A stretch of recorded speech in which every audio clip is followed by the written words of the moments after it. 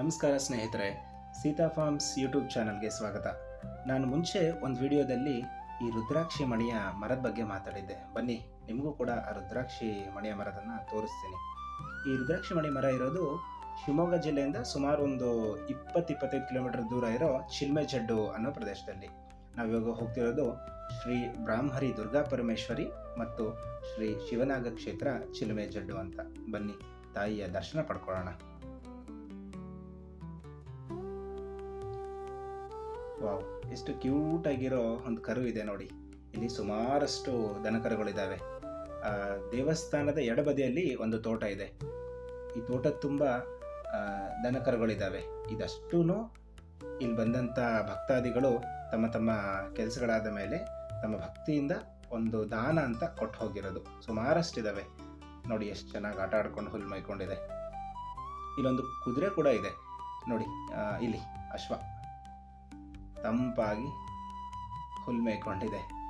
ಇಲ್ಲಿಂದ ಸ್ವಲ್ಪ ದೂರದಲ್ಲಿ ಕಾಲ್ನಡಿಗೆಯಲ್ಲಿ ಹೋದ್ರೂ ಒಂದು ಒಳ್ಳೆ ಸೀನರಿ ಇದೆ. ನೀವು ಮಲೇಶಂಕರ ಬೆಟ್ಟ ಅಂತ ಕೇಳಿರ್ತೀರಾ, ತುಂಬ ಫೇಮಸ್ ಶಿವಮೊಗ್ಗದಲ್ಲಿ. ಸೊ ಆ ಗುಡ್ಡ ಕೂಡ ಇಲ್ಲಿ ಕಾಲ್ಹಾದಿಯಲ್ಲೂ ಹೋಗ್ಬೋದು ಅಥವಾ ವೆಹಿಕಲಲ್ಲಿ ಕೂಡ ಹೋಗ್ಬೋದು. ಅಡಿಕೆ ತೋಟ, ಇಲ್ಲೊಂದು ಅಡಿಕೆ ಕೂಡ ಹಣ್ಣಾಗಿ ಬಿದ್ದಿರೋ ಥರ ಇದೆ. ಬನ್ನಿ ತೋರಿಸ್ತೀನಿ ನಿಮಗೆ. ನೋಡಿ, ಹಣ್ಣಾಗಿ ಬಿದ್ದಿರೋಂಥ ಅಡಿಕೆ.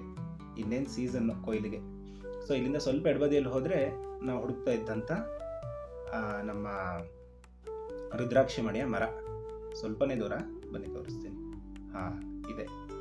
ನಮಗೆಲ್ಲ ಗೊತ್ತಿರೋದೇನೆಂದರೆ ಬರೀ ಶೀತೋಷ್ಣ ಪ್ರದೇಶಗಳಲ್ಲಿ ಮಾತ್ರ ಇದು ಸಿಗುತ್ತೆ ಅಂತ. ಹಾಗೇನಿಲ್ಲ. ಶಿವಮೊಗ್ಗದ ಸಾಗರದಲ್ಲಿ ಶ್ರೀ ಶ್ರೀಧರಾಶ್ರಮ ಅಂತ ಇದೆ. ಆ ಶ್ರೀಧರಾಶ್ರಮದ ಹತ್ರ ಕೂಡ ಒಂದು ರುದ್ರಾಕ್ಷಿ ಮರ ಇದೆ. ಅದು ಬಿಟ್ಟರೆ ನನಗೆ ಗೊತ್ತಿರೋದ್ರಲ್ಲಿ ಇದು 2ನೇ ಜಾಗ. ಅದನ್ನು ಕೂಡ ಯಾವುದಾದ್ರೂ ಒಂದು ವಿಡಿಯೋದಲ್ಲಿ ತೋರಿಸ್ತೀನಿ. ಹುಡುಕಿದ್ರೆ ರುದ್ರಾಕ್ಷಿ ಸಿಗುತ್ತೆ. ಇಲ್ಲೊಂದು ಥರ ಇದೆ ನೋಡಿ, ಸಿಕ್ತು ನೋಡಿ. ಒಂದು, ಮತ್ತೊಂದು ಇದಿದೆ ನೋಡಿ, 2. ಸುಮಾರು ಸಿಕ್ಕಿತ್ತು. ಹೋದ್ಸಲ ಬಂದಾಗ ಒಂದು 10-15 ಸಿಕ್ಕಿತ್ತು.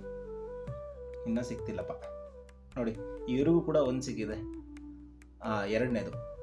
ಇದರಲ್ಲಿ ಒಂದು ಸೈಡ್ ಹೋಲ್ ಕಾಣಿಸುತ್ತೆ ನೋಡಿ ನಿಮಗೆ. ತೋಟದಲ್ಲಿ ಯಾರೇ ಬಂದರೂ ಇಲ್ಲಿಗೆ ವಿಸಿಟ್ ಮಾಡಿ ರುದ್ರಾಕ್ಷಿ ಮರದ ಹತ್ರ ಬಂದು ರುದ್ರಾಕ್ಷಿ ಮಣಿಯನ್ನು ತಗೊಂಡು ಹೋಗ್ಬೋದು. ಯಾವುದೇ ಥರದೊಂದು ನಿರ್ಬಂಧತೆ ಏನಿಲ್ಲ. ಈ ತೋಟದಲ್ಲಿ ಹಸ್ಕಿ ಆ್ಯಂಡ್ ಡ್ಯಾಶ್ ಅಂತ ಕೂಡ ಇದೆ. ಸೀತಾ ಫಾರ್ಮ್ಸ್ ಚಾನಲ್ನ ಸಬ್ಸ್ಕ್ರೈಬ್ ಮಾಡಿ.